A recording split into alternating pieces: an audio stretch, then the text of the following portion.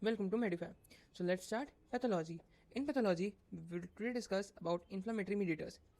Inflammatory mediators are of two types: cell-derived mediators, which is derived from the cells, which is cellular derived,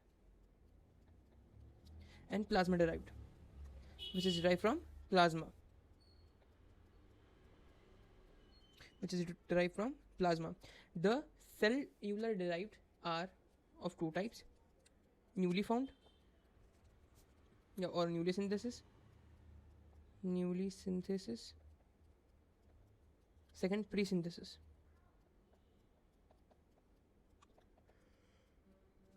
So let's discuss inflammatory mediators. First, we will discuss about cellular mediators.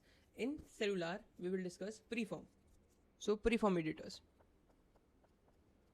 So, what are preform mediators? See, neutrophil granules.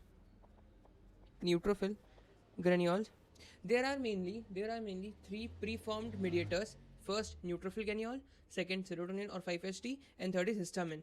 ठीक है, सबको पता है कि histamine किससे release होता है? Mast cell से. सेरोटोनिन वो भी वहीं कहीं से रिलीज होता है. कहाँ से होता है? वहीं कहीं से. मास्ट सेल कहाँ होते हैं? सेल के बाहर होते हैं, राइट. ब्लड के अंदर जो वेजो कंस्ट्रिक्शन कराता है, जैसे तुमको लग जाती है वैसे वेजो कंस्ट्रिक्शन होता है, जो कि सेरोटोनिन 5-HT कराता है. और 5-HT कहाँ से आता है? प्लेटलेट से आता है, जो प्लेटलेट को एक्टिवेट भी कर देता है, जो तुम्हारे एंडोथेलियम को एक्टिवेट कर देता है ना. तो मत भूलो इसको. 5-HT कहाँ से आया? प्लेटलेट से आया, रिलीज फ्रॉम द प्लेटलेट्स. और प्लस ये वाला जो है न्यूट्रोफिल ग्रेन्यूल्स कौन से होते हैं? आओ बात कर लेते हैं न्यूट्रोफिल ग्रेन्यूल्स कौन से होते हैं. So these are of two types. Primary में इसमें एक आता है विच इज MPO. अब ये MPO है क्या? देखो, M से लिखो Milo,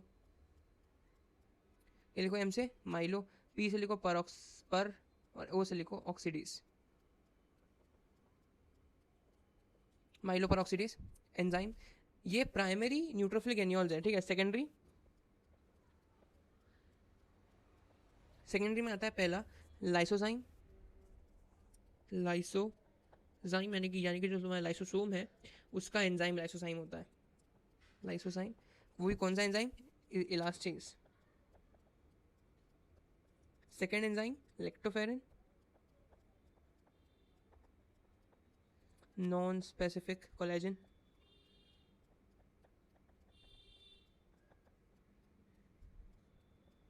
third point is PLA2.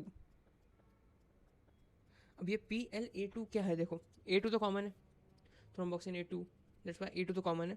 बच्चा PL, तो PL का फुल फॉर्म लिख देता हूँ. PL का फुल फॉर्म यहाँ लिख देता हूँ. PL is equals to phospholipase A2.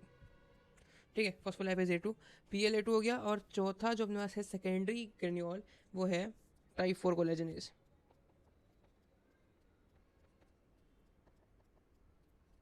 तब तक क्या समझ में आया कि इन्फ्लेमेटरी मीडिएटर्स होते हैं? देखो, पढ़ क्या रहे हैं अपन? इन्फ्लेमेशन किन वजह से होता है या किस वजह से होता है. ये सब्सटेंसेज होते हैं जो कि रिलीज होते हैं और इन्फ्लेमेशन हो जाता है. ये होते हैं इन्फ्लेमेटरी मीडिएटर जो कि इन्फ्लेमेशन कॉज कराते हैं. ठीक है, अपन ये देख रहे हैं कि कौन कौन से टाइप के इन्फ्लेमेटरी मीडिएटर्स होते हैं. तो अपन ने देखा सबसे पहले कि कितने टाइप के होते हैं. दो टाइप के होते हैं, सेल्यूलर डिराइव्ड और प्लाज्मा डिराइव्ड. सेल्यूलर डिराइव में सबसे पहला टाइप का होता है प्रीफॉर्म, दूसरा होता है न्यूली फॉर्म. प्रीफॉर्म अपन ने देखा, प्रीफॉर्म में होते हैं तीन अपने न्यूट्रोफिल ग्रेन्यूल, हिस्टामिन और सेरोटोनिन. न्यूट्रोफिल ग्रेन्यूल्स दो टाइप के होते हैं फर्दर, प्राइमरी सेकेंडरी. प्राइमरी में एक सिंगल मीडिएटर है which is MPO, myeloperoxidase enzyme. ये एंजाइम्स हैं, ठीक है. क्या है? एंजाइम्स हैं जो कि कराते हैं रिएक्शंस जो कि इन्फ्लामेशन कॉज कर देती है. अब समझ में मैं क्या कहना चाहता हूँ. जैसे कि माइलो पेरोक्सिडेज, ये एक प्राइमरी न्यूट्रोफिल ग्रेन्यूल्स है, यानी कि ये न्यूट्रोफिल से निकलेगा ही, ये प्राइमरी है, ये तो निकलेगा ही. सेकेंडरी में तुमको PLA2 भी निकल सकता है, ठीक है. तुम्हारा टाइप 4 कोलेजनेज भी निकल सकता है. तुम्हारा लेक्टोफेरिन का जो एंजाइम है, कौन सा एंजाइम? नॉन स्पेसिफिक कोलेजिनेज, वो भी निकल सकता है. नॉन स्पेसिफिक कोलेजिन नहीं है, नॉन स्पेसिफिक कोलेजिनेज निकल सकता है. प्लस लाइसोसोम में से एंजाइम निकल सकते हैं विच इज लाइसोजाइम. एग्जाम्पल कौन सा? इलास्टेज. ठीक है, ये तो ये निकल सकते हैं, बल्कि MPO यानी कि माइलो पेरोक्सिडेज निकलेगा ही. कहाँ से निकलेगा? न्यूट्रोफिल से निकलेगा, क्योंकि उसके ग्रेन्यूल से एंजाइम निकल रही है. इसका तो थ्योरी समझ में आई. नाउ सेकंड अपने पास जो दूसरा टाइप का कौन सा प्री फॉर्म्ड मीडिएटर है अपन उसकी बात करते हैं। ये तो गया पहला टाइप। दूसरा टाइप कौन सा अपने पास, हिस्टामिन। बेस समझ में आ गया ना हिस्टामिन कहाँ से है, कुछ कुछ कुछ समझ में आया, ठीक है, इतने समझना है, समझना भी नहीं है इसको। ये निकलता है कहाँ से, नहीं शुरुआत तो ये बनता कैसे, तो इट इज़ मेड और इट इज़ मेड और डेवलप फ्रॉम हिस्टिडीन। हिस्टिडीन एक अमाइनो एसिड होता है, हिस्टिडीन अमाइनो एसिड, ठीक है। और रिलीज कहाँ से होता है, release from mast cell. Third point cause से कराता है, विजुअलाइजेशन कॉज कराता है।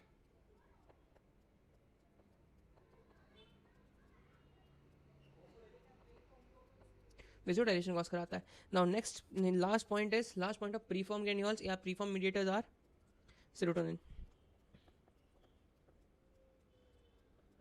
सीरोटोनिन जो होता है उसको अपन क्या बोल सकते हैं, also called as 5-HT। Second point, release कहाँ से होता है, तो रिलीज हो जाता है तुम्हारा प्लेटलेट से।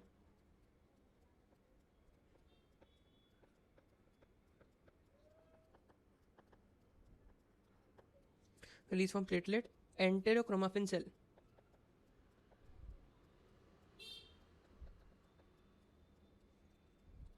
और last third point, the third point is causes vasodilation।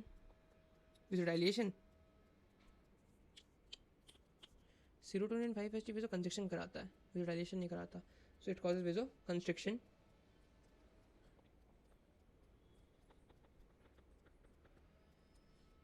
ठीक है।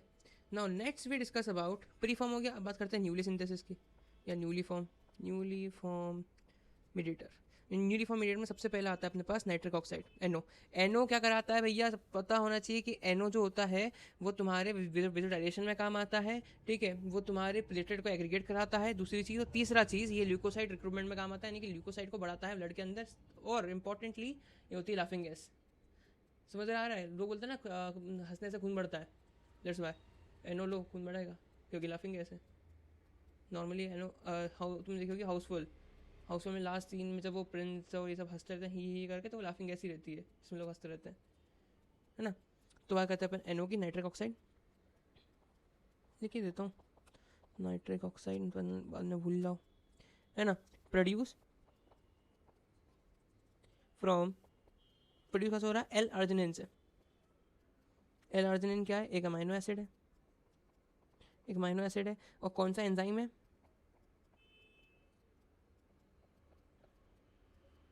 एंजाइम नॉस। अब ये जो नॉस एंजाइम है, ठीक है, नॉस एंजाइम मतलब नाइट्रिक ऑक्साइड सिंथेस। जो नॉस एंजाइम है 3 टाइप के होते हैं, ENI, आगे नॉस है सबके, NOS NOS। What is E stands for, E stands for endothelial, यानी कि जो एंडोथीलियम से निकलता है या एंडोथीलियम पे होता है वो NO, एंडो या जो एंडोथीलियम पे एक्ट करेगा, ठीक है।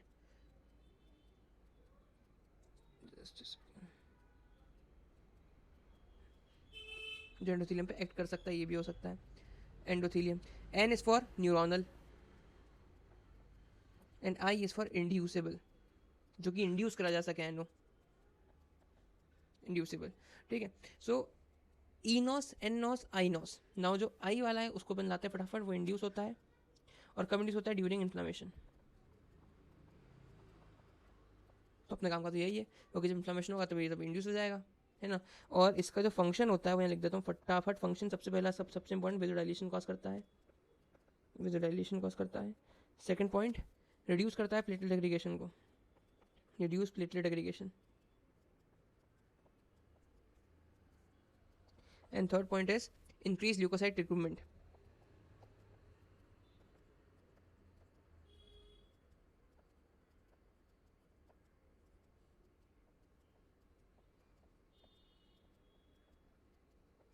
दो बार ल्यूकोसाइड लिखा गया है गलती से, माफ करना। ल्यूकोसाइड रिक्रूटमेंट मतलब ल्यूकोसाइड को ब्लड के अंदर बढ़ाता है, simple. Now let's discuss about second type of newly formed अपना mediator, which is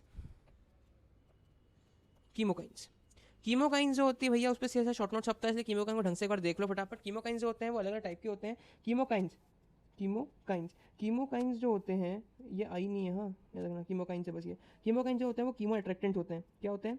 chemo attractant, पहली चीज़। दूसरी चीज़ कि अलग अलग टाइप्स के होते हैं। टाइप्स, सबसे पहला ए, अल्फा कीमोकाइंस। जो अल्फा कीमोकाइंस होते हैं वो होता है C X C. What is X and what is सी?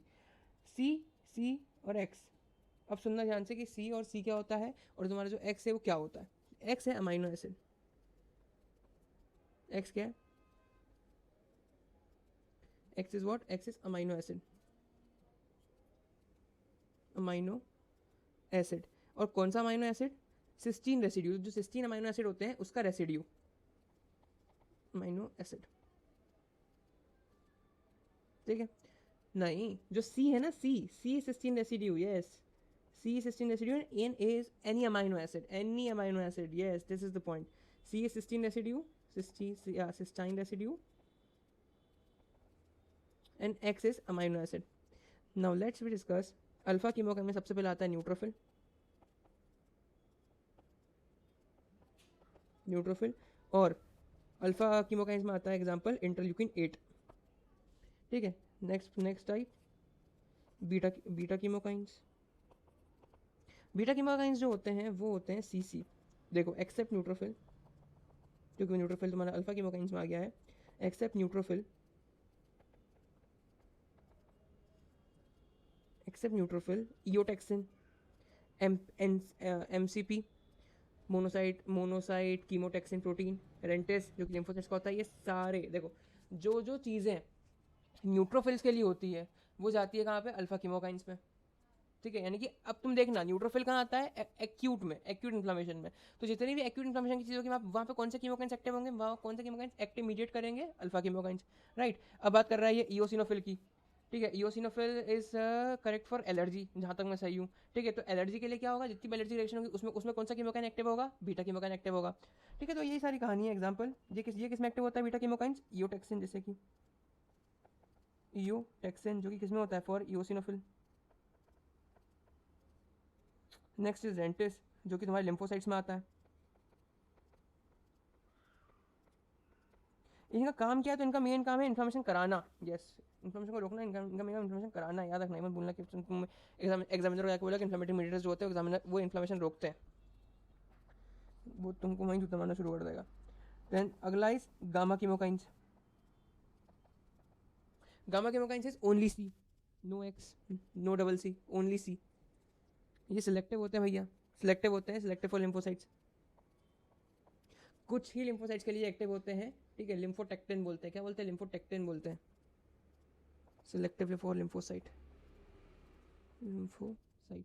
ये अगर पता है, ये अगर ज़्यादा हो जाएंगे ना अपनी बॉडी में, अल्फा सॉरी गामा कीमोकाइंस अगर ज़्यादा हो जाएंगे अपनी बॉडी में, तो it also called as lymphoedema cause हो सकता है। क्यों? क्योंकि लिम्फोटेक्टिन होता है, लिम्फोटेक्टिन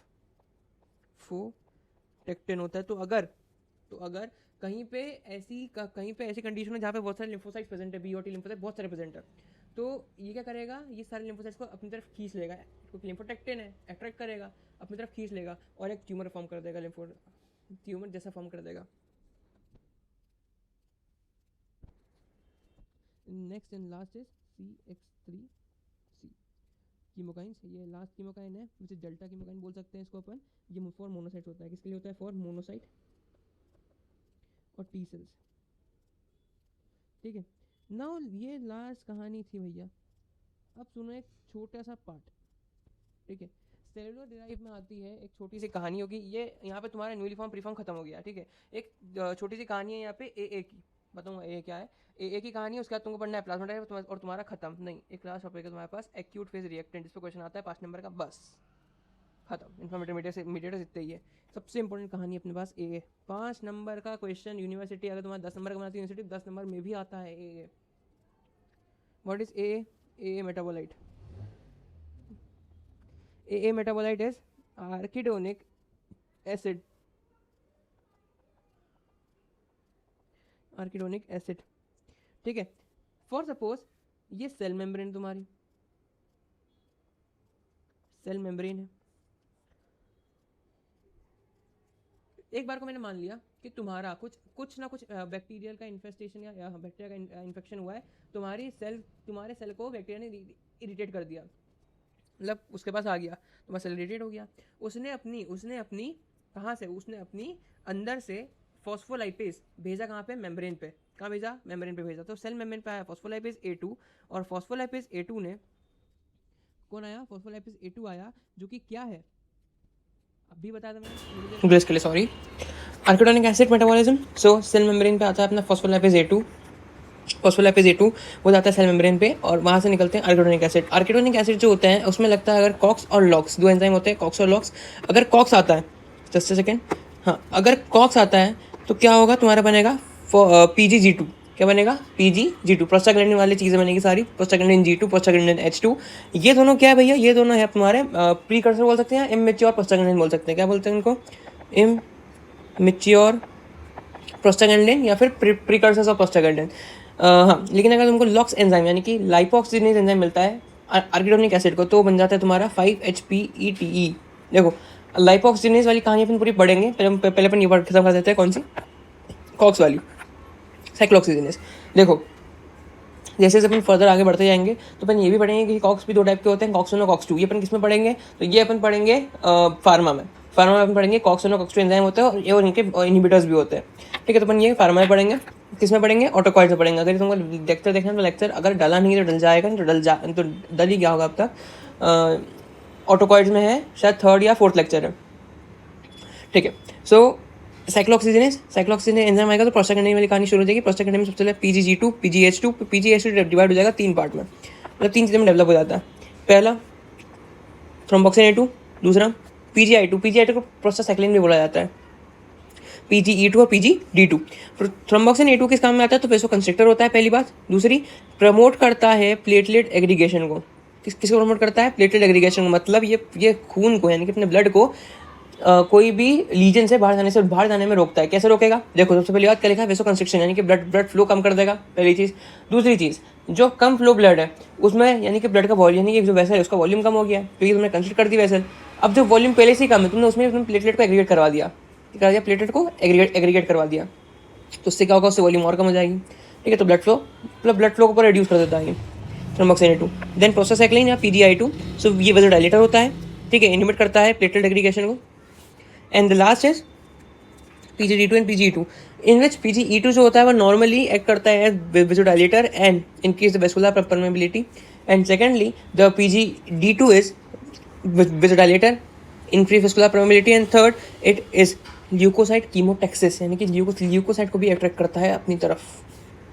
now we talk about lipoxygenase. देखो साइक्लोऑक्सीजिनेज मैं समझ रही हूँ, देखो क्या होगा, जैसे कोई बैक्टीरिया आता है, ठीक है, बैक्टीरिया आया, अच्छी बात है भैया, बैक्टीरिया आया तुमको करना है इन्फ्लेम। क्या होगा, बैक्टीरिया आके इरिटेट करेगा किसको, सेल मेम्ब्रेन को, सेल के अंदर से क्या होगा, सेल के अंदर से निकलेगा फॉस्फोलाइपेज A2 जो जाएगा मेम्ब्रेन पे आर्किडोनिक एसिड में रिलीज हुआ। वहाँ पे होगी दो चीज़ें। अगर मान लो वहाँ पे आता है कॉक्स एंजाइम, तो कॉक्स एंजाइम जाएगा किस पे, प्रोस्टासाइक्लिन पे, प्रोस्टाग्लैंडिन वाले थ्योरी पे सारी, PGG2, PGH2 और PGI2, TXA2 क्या, थ्रोम्बोक्सिन A2, और जो PGI2 है वो प्रोस्टासाइक्लिन है, और फिर उधर आएगा PGD2 और PGE2।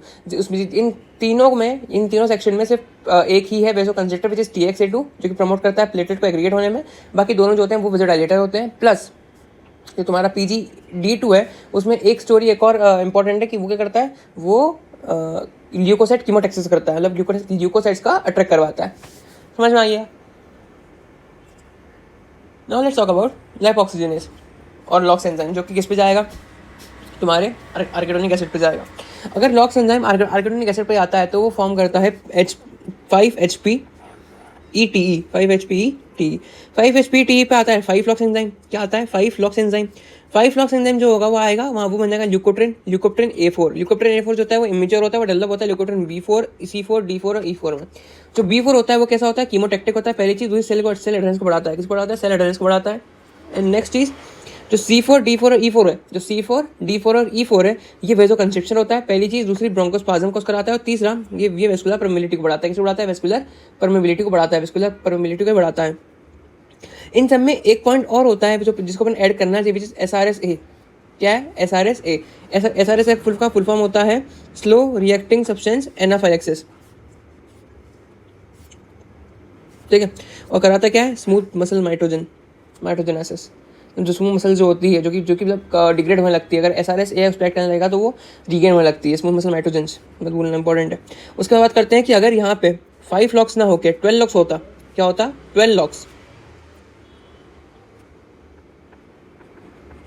12 लॉक्स होता। देखो 5 लॉक्स है तो क्या बन गया तुम्हारा? ल्यूकोप्ट्रिन A4, ल्यूकोप्ट्रिन A4 कन्वर्ट हुआ B4 में, जो कि क्या है? एक कीमोटैक्टिक है, पहली चीज़। दूसरी क्या है? सेल एडहेरेंस में काम करता है। या फिर जो तुम्हारा A4 है वो कन्वर्ट हो जाएगा C4 D4 E4 में, जो कि क्या क्या है? वेजो कंस्ट्रिक्शन कॉज कराएगा, ब्रोंकोस्पाज्म कॉज कराएगा और वेस्कुलर परमिलिटी को बढ़ाएगा। ठीक है, लेकिन हाँ याद रखना ये उल्टा है थोड़ा सा, ये परमिलिटी को बढ़ा रहा है, लेकिन कम करना चाहिए अगर वेजो कंस्ट्रिक्शन करा रहा है तो। ठीक है, तो अगर तुमको आया लॉक्स 12, तो लॉक्स 12 क्या करेगा? लॉक्स 12 5-HPETE को लाइपोक्सिन ल्यूकोप्ट्रिन ना करके लाइपोक्सिन A4 और B4 काम कर देगा, जिसमें जो इनिबिट करते हैं न्यूट्रोफिल एडेशन और कीमोटैक्सिस को। क्या करते हैं? इनिबिट करते हैं अपना न्यूट्रोफिल एडेशन और कीमोटैक्सिस को। Now let's talk about plasma derived mediator. अब तक इसकी बात कर रहे थे, अब तक हम बात कर रहे थे सेल डिराइव की। प्लाज्मा डिराइव्ड मीडिएटर एक होता है काइनिन, मत भूलना काइनिन्स आर इंपॉर्टेंट। साइटोकाइनिन जिसको बोलते हैं अपन। जब भी तुमको कोगुलेशन फैक्टर शुरू होता है, फैक्टर 12 का नाम सुना होगा एक्सटेंसिव पाथवे में। ठीक है, फैक्टर 12 एक्टिवेट होता है, ये तुमको पता है। यहाँ पे ना एक चीज़ होती है विच इज़ एक्टिवेट हुआ, यहाँ पे एक फैक्टर होता है विच इज़ प्री कैलिकरीन, जो कि यहाँ पे बनता है कैलिकरीन बन जाता है। क्या बनता है? कैलिकरीन बन जाता है। जल्दी जल्दी आ जा।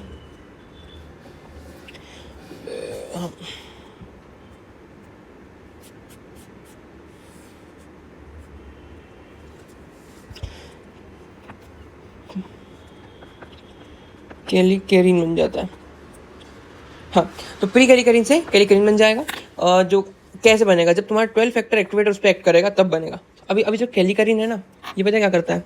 सुनना, HMW काइनोजन। अभी HMW क्या है? हाई मोलिकुलर वेट काइनोजन को कन्वर्ट कर देगा काइनिन में। अब वो काइनिन कुछ भी हो सकते हैं, अलग अलग टाइप के भी हो सकते हैं। जैसे कि एग्जाम्पल मोस्ट कॉमन जो है तुम्हारा, मोस्ट कॉमन है ब्रेडिकाइनिन जो है उसका फंक्शन ये होता है, फंक्शन इज पेन। ठीक है, सेकंड स्मूथ मसल कॉन्ट्रैक्ट,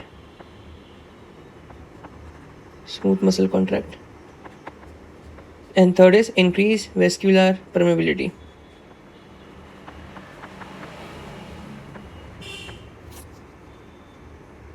ठीक है, और जो जितने भी इंटरल्यूकिन्स होते हैं वो भी लाई करते हैं इसमें।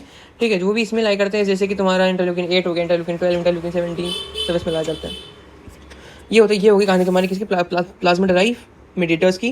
काइनिन जो होते हैं वो कैसे आते हैं? तो काइनिन्स जो होते हैं वो डेवलप कैसे होते हैं? By kallikrein factors. Kallikrein factor कहाँ से आया? प्री कैलिकरीन फैक्टर से। वो कैसे एक्टिवेट हुआ? बाय एक्टिवेटेड कोगुलेशन फैक्टर 12 से।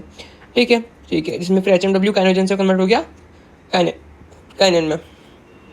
और मोस्ट कॉमन काइनिन कौन सा है? Bradykinin. Now let's we discuss about acute phase reactant. अब ये एक्यूट फेज रिएक्टेंट क्या है? ये सुनना, इसमें आती है 4 चीज़ें, जल्दी जल्दी सुनना, बहुत इंपॉर्टेंट है। इंटरल्यूकिन 1, इंटरल्यूकिन 6 और TNF यानी कि ट्यूमर नेक्रोसिस फैक्टर। ये तीनों जो होते हैं ना, ये इंक्रीज कर सकते हैं प्रोडक्शन ऑफ प्रोटीन को ये इंक्रीज कर सकते हैं, प्लस ये डिक्रीज भी कर सकते हैं। ठीक है, अगर ये इंक्रीज करते हैं तो कैसे हैं? ये पॉजिटिव एक्यूट फेज प्रोटीन है। एक्यूट फेज प्रोटीन है। ठीक है, जो कि इंक्रीज करते हैं सीरम प्रोटीन को। किसको इंक्रीज करते हैं?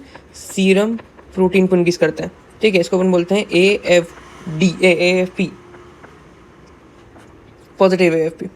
ठीक है, अब ये कौन से होते हैं? तो एग्जाम्पल, सबसे पहला फाइब्रिनोजन, जन तुम्हें एग्जाम में आएगा एक्यूट फेज रिएक्टेंट पे लिखना है शॉर्ट नोट। क्या लिखोगे आओगे कि भाई 3 होते हैं ये, इंटरल्यूकिन 1, इंटरल्यूकिन 6 और TNF, ठीक है। प्लस ये जो होते हैं ये किस काम में आते हैं, तो ये सेल के अंदर प्रोटीन का प्रोडक्शन को बढ़ाते हैं, इंक्रीज और डिक्रीज कराते हैं, ठीक है। अगर ये बढ़ाएंगे तो कौन है ये, तो तुम्हारे acute positive acute phase protein है, और अगर ये काम करते हैं नेगेटिव एक्यूट फेज प्रोटीन होता है।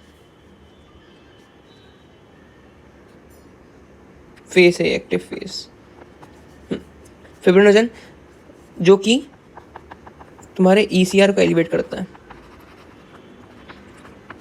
Second example CRP, third ferritin, and fourth is thrombopoietin. एक बात बताओ कि मैंने इतने सारे एग्जाम्पल क्यों लिखे, तुमको याद तो होना नहीं थे सारे, तुमको याद करने पड़ेंगे, क्योंकि ये तीनों पता है क्या, ये तीनों है, भले ये मत रखना लेकिन ये तीनों याद रखना, CRP, फेरेटिन और thrombopoietin, because these threes are marker of inflammation.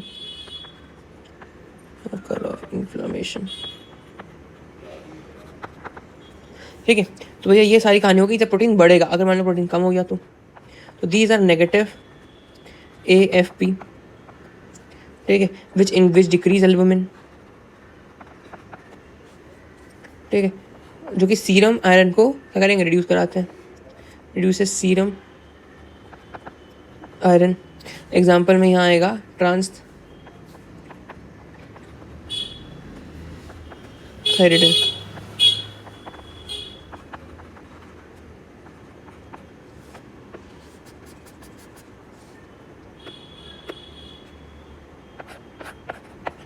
आप यहाँ तक आए, अब मैं ढूंढा हमारा चैनल मिला, फिर आपने पैथोलॉजिस्ट में देखा।